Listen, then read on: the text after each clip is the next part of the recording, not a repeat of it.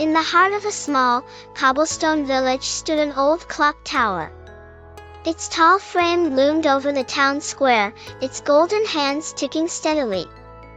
The clock had stood there for as long as anyone could remember, keeping perfect time. But what the villagers didn't know was that this wasn't just any ordinary clock. It could tell stories, magical stories from the past, present, and even the future. The clock's secret was known only to a young boy named Leo. Leo lived with his grandfather, who had once been the clock's keeper. Every night, Leo would sit by the fireplace, listening to his grandfather's tales. His grandfather told him how the clock came to life at midnight.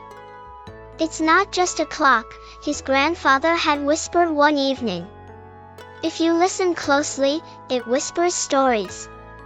But only those with kind hearts can hear them." Leo always dreamed of hearing the clock's stories for himself.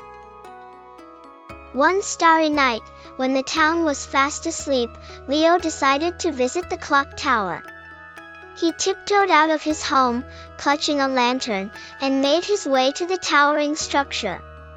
The clock's face glowed faintly in the moonlight, and its soft ticking echoed through the stillness. As the hands of the clock struck midnight, a low hum filled the air. The gears began to glow, and the clock's deep, resonant voice rumbled softly. "Who's there?" the clock asked. "It's me, Leo," he said nervously. "I want to hear your stories." The clock paused, as if considering. "Very well," it said. "But stories are not just for listening, they are for learning. Do you promise to carry their lessons with you?" "I promise," Leo said, his eyes wide with excitement.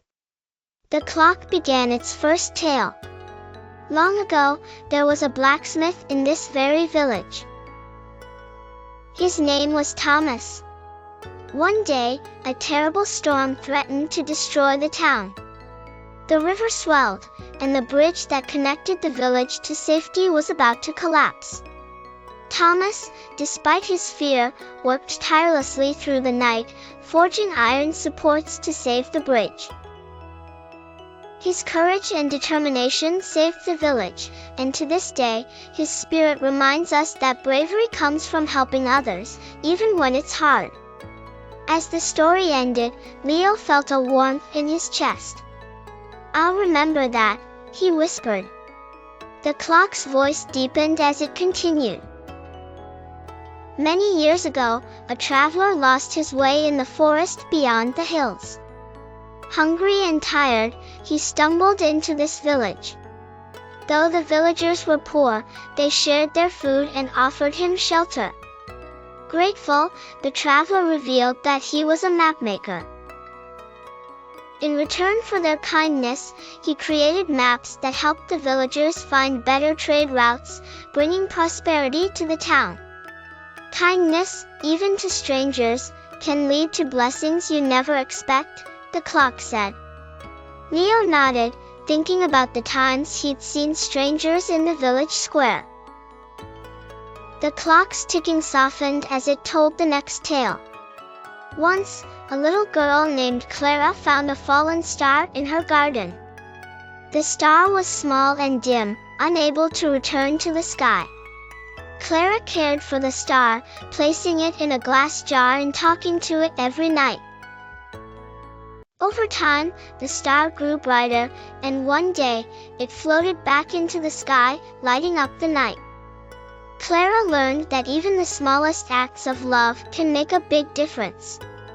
Leo felt a tear slip down his cheek. "That's beautiful," he said.